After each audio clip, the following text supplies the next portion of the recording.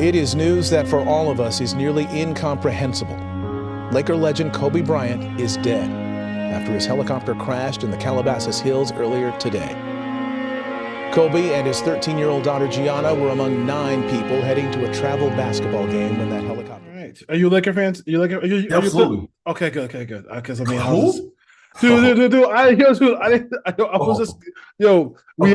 we're like, so we're halfway through because Giants, Dodgers, Yeah. Lakers. I mean, so we got the Lakers together, we got USC together, Yeah. and then Chargers, Raiders. Okay, Yeah. So I was just like, I thought because the Kobe thing was today, and I was like, yo, I never asked this dude if he was a Laker fan or.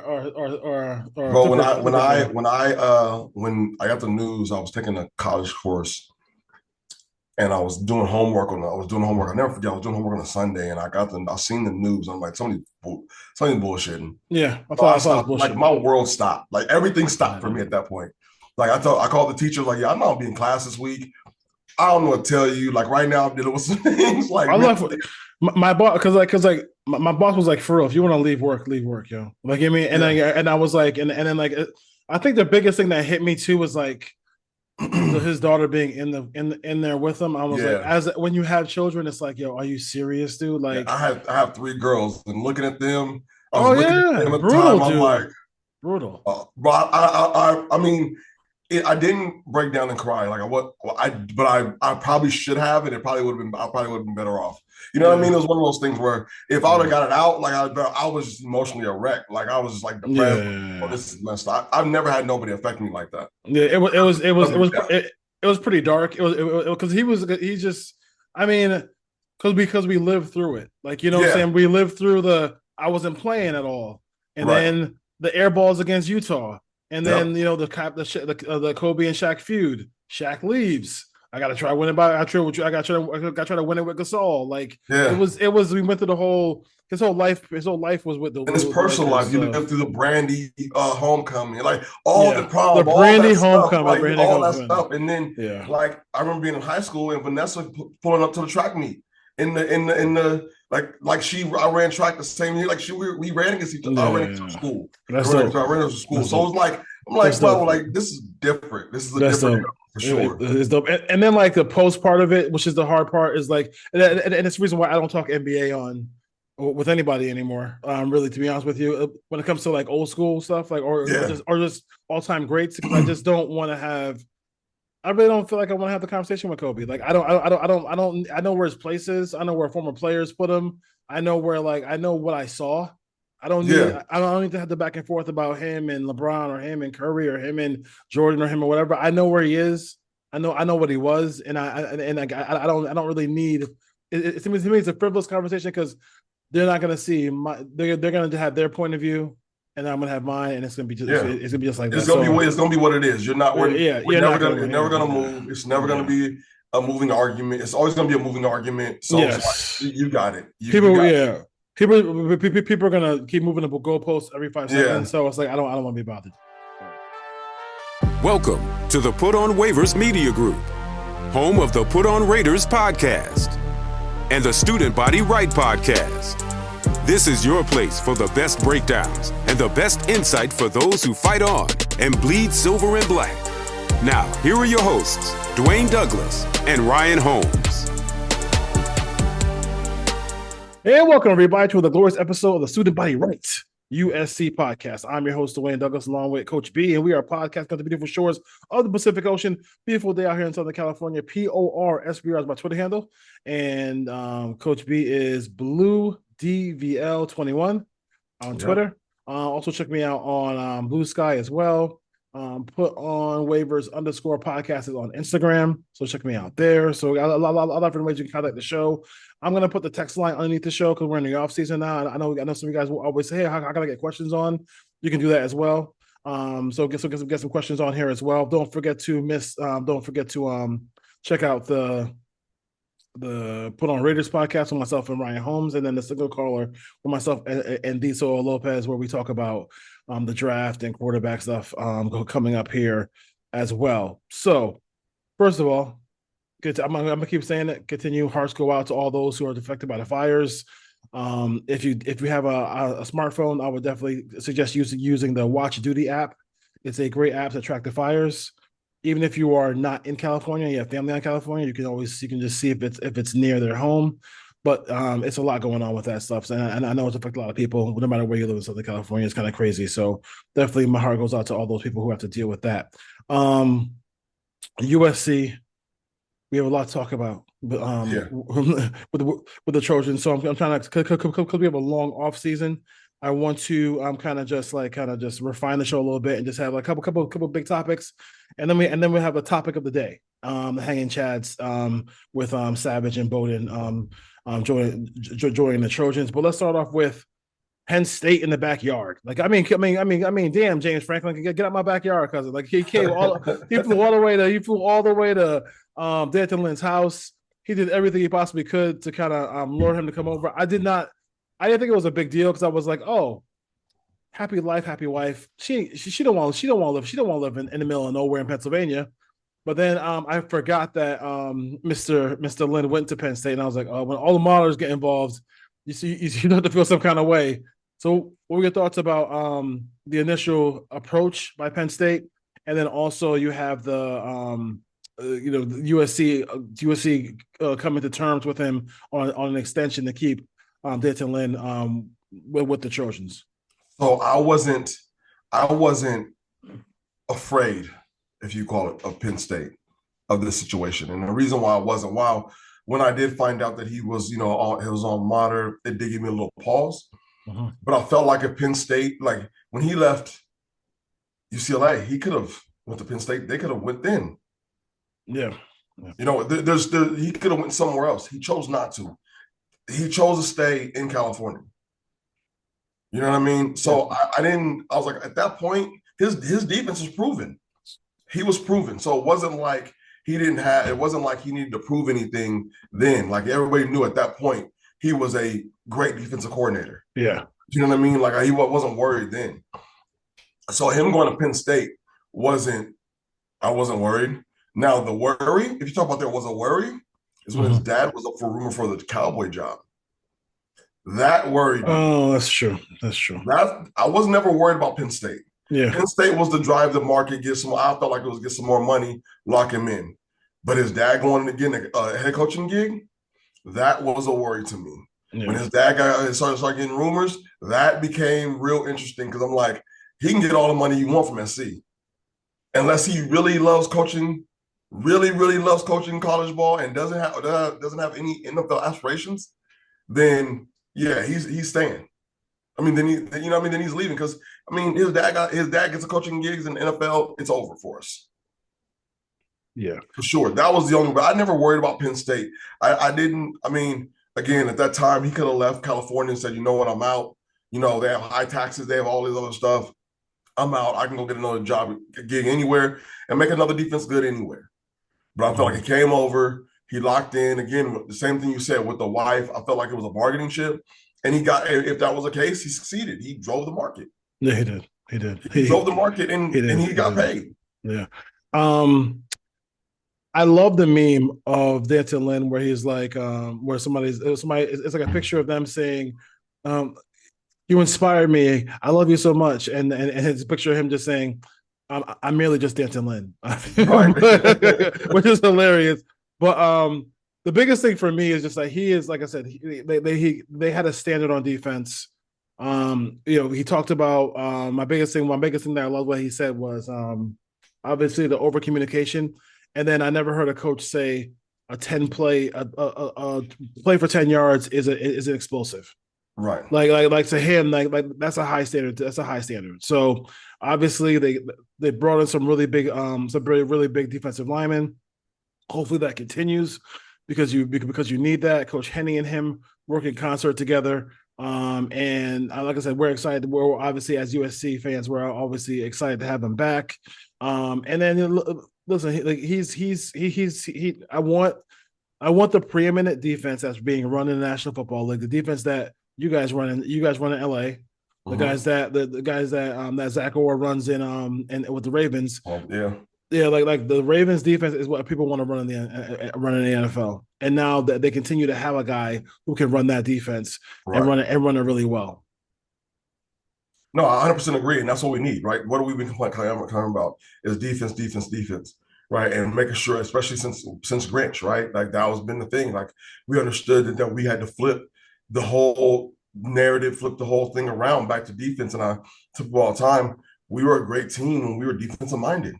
Yeah. People bring up the Pete Carroll glory years, but they forget about what happened during the Pete Carroll glory years. It didn't just flip over on his head. We could have had Reggie Bush, and it would have been all great and fine. But we went into Auburn and beat a good SEC team that was probably a top 2 run game in the country. That was top 1 run game in the SEC, and with a mobile quarterback. Yeah. We did that. Yeah. We went in there, and those guys were NFL guys. Yeah. But we definitely needed that. We needed to do that. Did you ever see the video of Cushing? Was it Cushing? Is it Cushing? And Alfred Blue? Who's from Jersey? Who's the one from Jersey? Cushing from Jersey, right? Cushing. So he was talking about how he his dad and his parents didn't want him to go to SC. Oh yeah, his dad didn't want him to go to SC. SC. And then he was like, he saw Coach Carroll on the sidelines, and he was like, man, I gotta go for him. I want to go play for him. And so that kind of exposure I thought was cool. And then him making that decision to do that. And I think his father was like doing something, and he just snuck a conversation. His father was asleep. So his father was asleep, and he ends up going to SC because of that, right? Upcoming, yeah. So it's cool to see that. I mean, like you want to get back to that point. So and they had heavy hitters on defense. They really were. The reason why there's so many USC highlights from back in the day where they smashed SEC teams, and obviously the game, it was defense, and the most memorable game was when they went at Auburn. Like nobody had the put that what's on the table and say, oh, we're gonna go at Auburn. No, and smash them. Yeah, and absolutely smash them. We walk in the Tiger Stadium and we beat you. Yeah. What do you want us to do? And we walk out. And there's no better advertisement for your program than going there and winning that in that game. But we really do like Coach Lynn, and obviously he is a very talented caller of defense, and we know it's not forever. We know he's not Wink Martindale. He'll be a head coach or he'll be a defensive coordinator in the NFL. We know that's coming, but at least if we can squeeze 2 more years out of Coach Lynn, I think we'll be. I can't say in any way we'd be sad about that at all. I mean, you hire really good coaches, and if they end up going, then they're more power to them as well. Rob Ryan. Rob Ryan. So I think. And it'll get like I think Rob Ryan coming is a little bit. I know you had trepidation about it, but I think mine. He brought some good points about it, but I think mine. When we get to the top topic of the day, it'll. I think it subsides a little bit for me. But what are your thoughts about when you first heard about it, and then now thinking about it a little bit more? Thoughts about Rob Ryan joining the staff? I think he's a brilliant coach. Let's start there. Yeah. Coach football. He comes from a family of football. Yes. And he comes from a family of defensive guys, right? Mm-hmm. That guys who are on offense and he's trying out to help out the offense. And no, they're defensive. They're ingrained defensive guys. Yes. It's their DNA, right? My problem has always been recruiting. I want to lock up. Why can't we lock up California? He does nothing for me to lock up California. Like, I think he can coach his ass off. I have no doubts about him as a linebacker coach, helping the defensive room, what he can bring to the defensive room. I do have a problem when I'm talking about putting him in the living room in front of some of these California kids. I have a problem with that. I do have a problem when I'm saying, come in here, we're gonna be the best we can be, right? And we're in the front of these kids and we're in the living room with some of these California linebackers, and I'm like, bro, can you do it? Or, I mean, what draw do you have? You don't know the city, you don't know the landscape, you don't know the feel of, like, you don't, like, there's too much you don't know. And my biggest issue, like we talked about before, is you don't have enough California guys on the staff to make, I feel like, to make an impact in the state, in the cities that matter.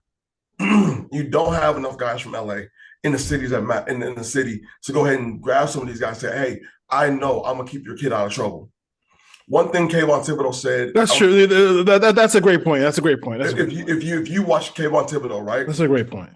I don't know if you watched his pivot episode. Mm. I did. Kayvon Thibodeau said they said, why didn't you go to SC?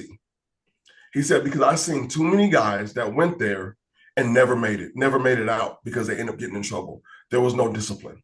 There was no control. And the streets trickled into the locker room. Mm-hmm. Mm-hmm. We don't have nobody that can be there and say, guess what, guys? We're not doing that here. Pete Carroll and them could. They had enough strong personalities and people from the city to know what to look for when they see something coming and say, you know what, we're not doing that here. Get off my campus. Get away from my guys. Guys, don't go here, don't go there, don't go. Not from what somebody's told you, but because you know what is going on in those places. Not from what me telling you, hey, Dwayne, probably shouldn't go down on Fig. Probably ain't a good idea to go Figueroa for a little bit, over there. Probably isn't a good idea because I heard it during a seminar versus I came from that street. I lived over there. We lived across the street from this area. We lived across the street from your grandmother. We lived across the street from your uncles. I know my dad and our families might be interconnected in some way, right? We don't have enough of those now. So now, if I'm walking into the living room, how can I tell this mom or dad, hey, man, I'm gonna take great care of your son. Yeah, while he's on campus. Then what? Then what happens when he crosses the street? What happens when he goes down the street? We know where campus is. Listen, we're not foolish. You know what I mean? We know what goes on where we're at. We're not foolish. Yeah. Mm-hmm. So I mean that to me has always been my issue. Is I respect that. I have to have guys who can tell my guys, look, man, we're not doing that today. Because it's more than just that 53, the 40 or the 22 that play in the first backups, right? You got more than that in the locker room. What we at 85 now? Yeah. Plus, like that's come on, man. Like that's a lot. Yeah. And to navigate all those personalities, you have to have people from the area that know. Again, recruiting nationwide is awesome. Recruiting nationwide is awesome. We got to Go ahead. We got to take her home. Yeah. So like that. So that point of view is because like even when I moved out here, I have friends say, hey, listen, certain places not to go. And I do, and to that point, to the next level is I remember the rapper Nas talked about his first time out here, and Dre called him and said, like, hey, listen, don't let those palm trees fool you. like everywhere, don't go anywhere. Don't go. I mean, like enjoy the state, but don't go anywhere. Don't go anywhere. But yeah, so it's not really. And I agree. Like the X's and O's part of it is not really a question. Like I'm sure him and just scheme wise and just the connection to with the Ravens and the NFL stuff like that. I'm sure that he and Rob Ryan know each other very well. Mm-hmm. So that part of it. So now, do you feel like, but to me, it's like, I think the only thing we could do is trust is that like, hey, like Lynn is out here. He has been recruiting from UCLA one year, then another year with the Trojans. So this is his third cycle through. Hopefully that will help them land. I think the secondary, they got pieces in the secondary. They got some imports from the line of scrimmage, but like, do we have like that depth at linebacker? Like that's the one thing that like I know that we do not like we are known for having people who can cover and people who can smack you in the linebacking core. Like for real. Like just go to the history of SC, they've always had that. And And we have I think Stevens has potential. I always like Eric Gentry, but like staying on the field is an issue. It's been an issue 2 years now. For 2 years in a row. So do they have guys who can come in and do that? And I think they are making strides with that. But like, hey, I mean, we'll have to see what Rex Ryan can do. He is, and then I think it does help to. There's very few, because like I feel like Coach Riley is, I can't say he's introverted, but he doesn't have like that. He doesn't have that outward. He has swagger, but he doesn't have outward swagger. Right. Where his staff, like Henny, got swagger. Yeah. Like, you know, Rex got swagger. Like, you know, you ever had like a little, like either a cousin or a cool nephew? Like that's what Belk is to me. Like, you know what I'm saying? He had the shades on. Like, he got game. You look at him.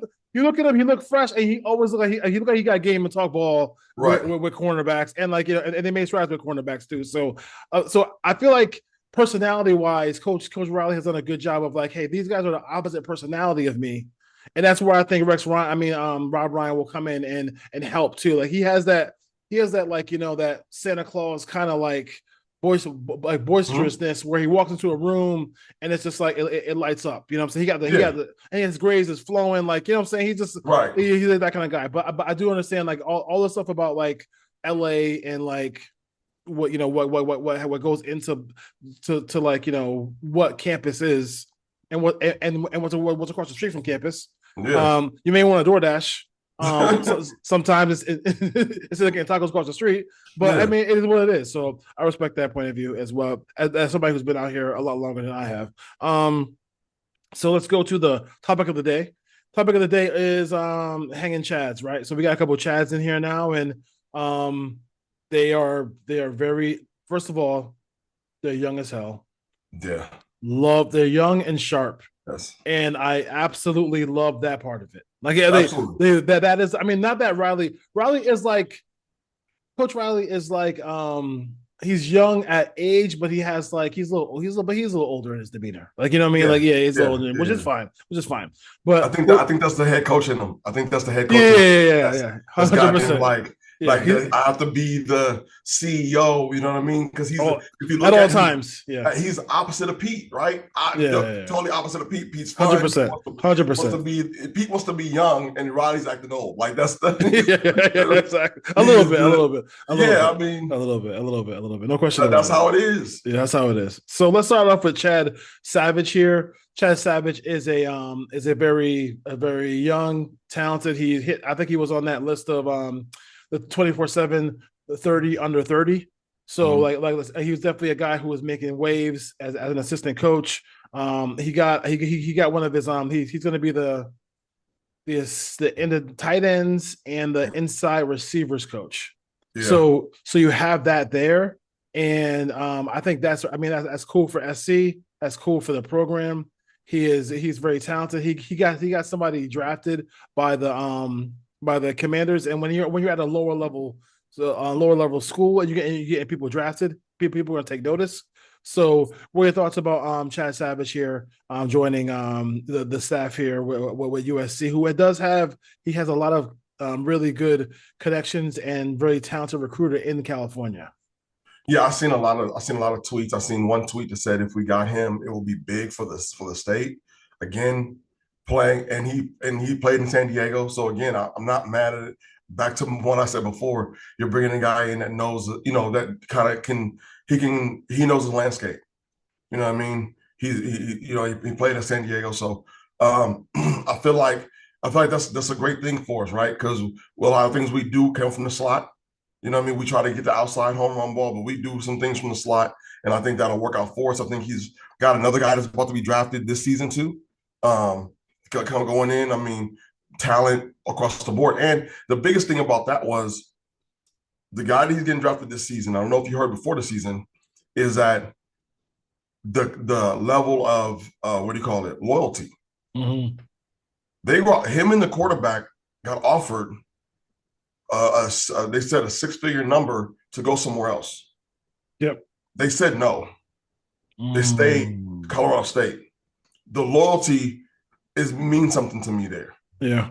You know what I mean? That's a loyalty that you can right now. USC is seeing that we can't buy. Yeah. You know what I mean? We can't get the loyalty. Quentin Joyner, we said probably should have stayed. Would have been a premier back for us, right? Premier back for us. No, the loyalty. Deuce. Loyalty. Zach.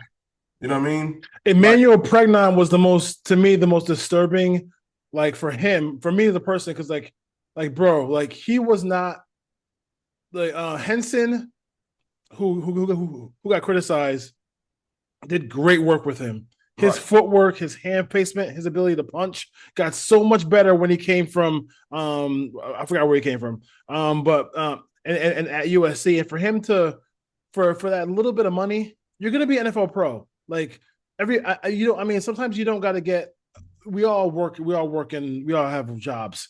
And sometimes that little extra money just ain't worth it if you're really happy and you're doing great work with doing great work for a company, or doing work with yourself, whatever.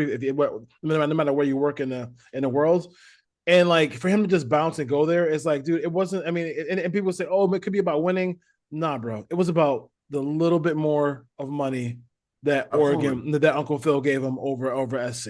Yeah, and that's what it's about. You knew that's why it was the last ditch effort, and that's fine. Again, that's sort of my whole point. We can't buy that loyalty. So he has to play some part as being a receiver coach in that loyalty. You know what I mean? So again, I look at it as, okay, to me, that is our biggest thing. Yeah. To me. Yeah. Like that's the biggest thing. Cool. We have opportunity. We got somebody. He's gonna come in. He's gonna come in as a presence, as a guy who can say, I've gotten some receivers to the NFL. From lower level schools. So that means if I'm at SC, then guys, what can we do? How high can we go? The sky's the limit. Yep. You know, I was at Colorado State. I got guys to the league. Yeah, exactly. I'm in SC, guys. Let's go. Yeah, exactly. You know what I mean? 100%.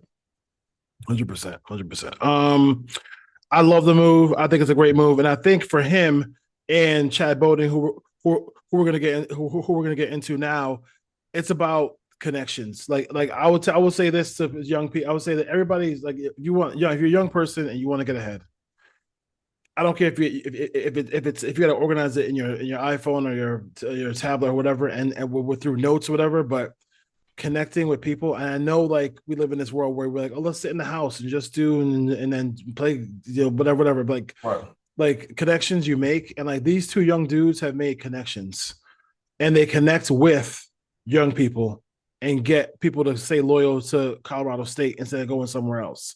And Chad Bowden, who was the son of Jim Bowden, who used to be a general manager in Major League Baseball for the Cincinnati Reds. I believe his father was the youngest GM in MLB when he got hired.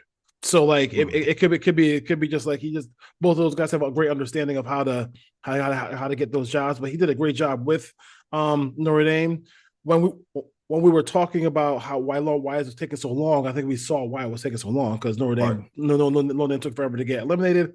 Good job by Ohio State. Go Buckeyes. Appreciate y'all for real. Appreciate y'all for real. But he is a guy who is, I think last year they had a failed attempt to get the Alabama general manager. So this is another situation where my girl, everybody criticized, but when she was the AD, I said, yo, I'm telling you, I read a lot about her. I talked to people who wrote for the Huskies, and she is not playing. Like, she is as competitive as we are about winning and getting USC back to the top. And they have spent no expense in getting a guy like Chad Bowden to come to USC and be the general manager of the Trojans. No, absolutely. And so my thing is, I want to see his leash, right? I want to see how much range he has. I want to see what he's given to work with. I'm sure him coming from Notre Dame and coming over here, it absolutely is a big thing, right? But as far, especially when you talk about connections, but I also want to see what we allow him to do. What are we going to allow him to do? Are we going to give him full reins monetarily? Or are we going to still be the Southern California kids who are always holding on to money for no apparent reason? Like, are we going to give him the opportunity to go out and say, okay, I want this guy.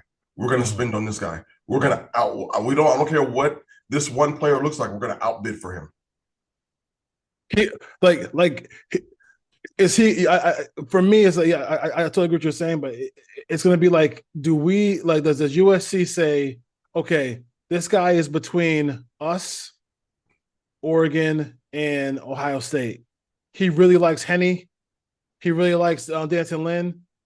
Can I got the check right here, can I write it for this amount? So he comes here, or are we going to just be conservative with it? I don't think, to me, like, and what I've been reading about is like, another situation where, like, we talked about Savage working in the confines of being, in a lower program.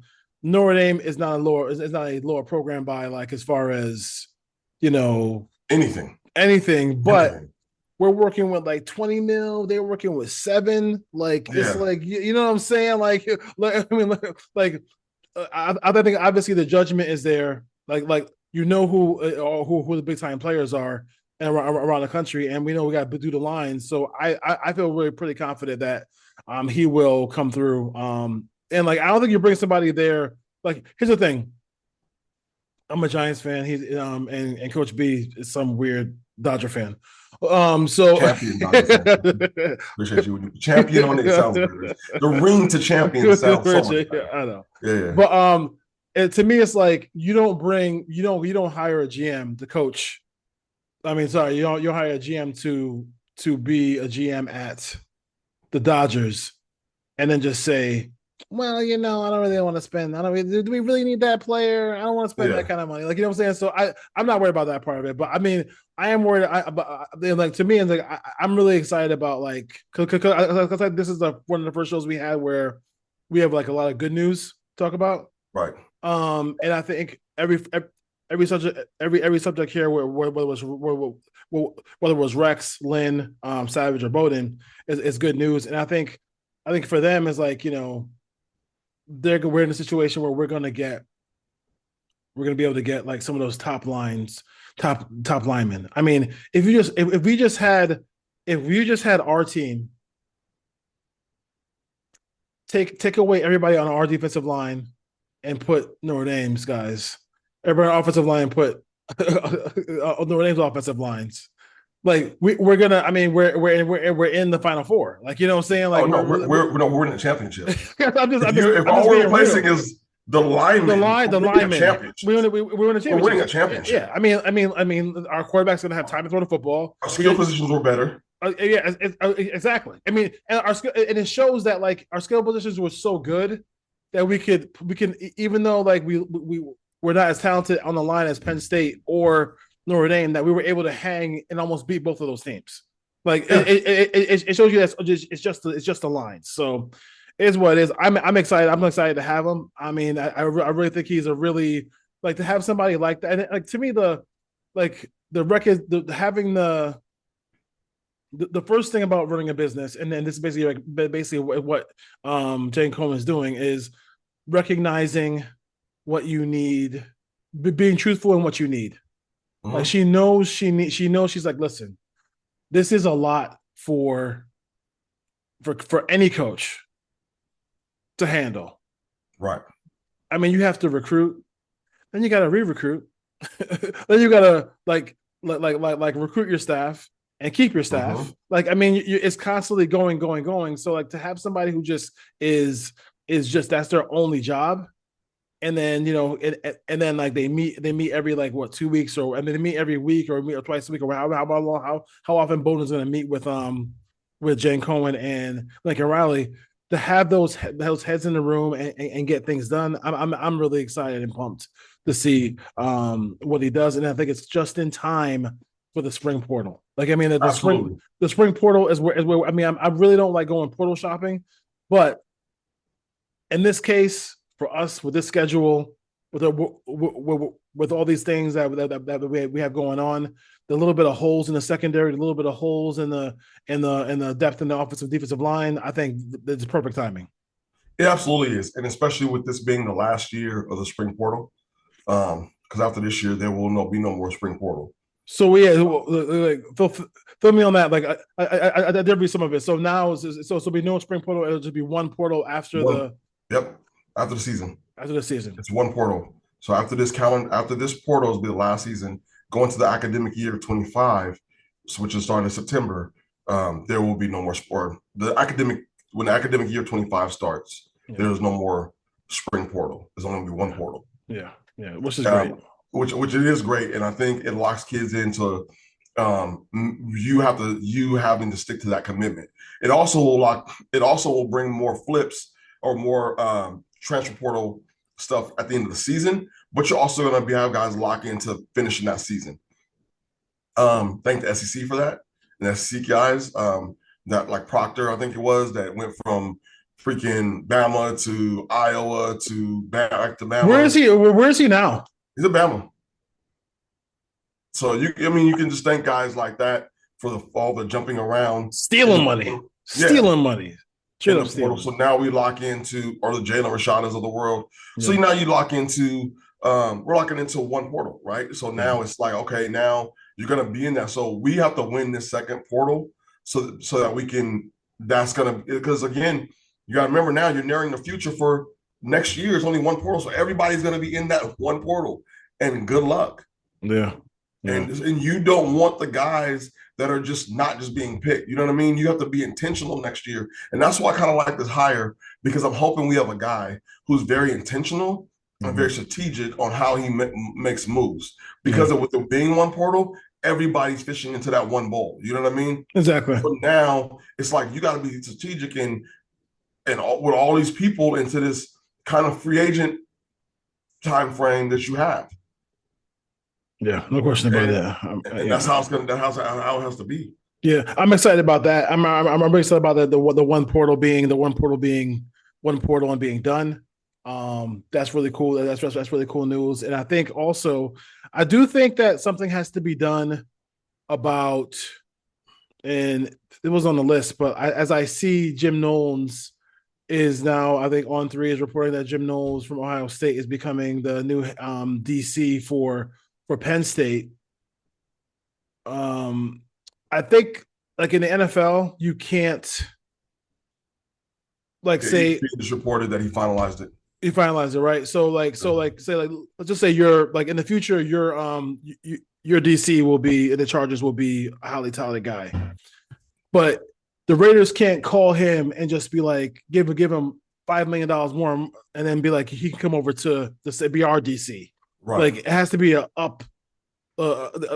position where you're elevated. Right. I think college needs to do that. Absolutely. I don't. I mean, because there's no reason. Like for me, like Ohio State should not lose their DC unless he wants to be a head coach. Like you know what I'm saying? Or right. I mean, same thing. With, I mean, if you have a highly talented linebacker coach, fine, he can leave you, but he has to be a DC.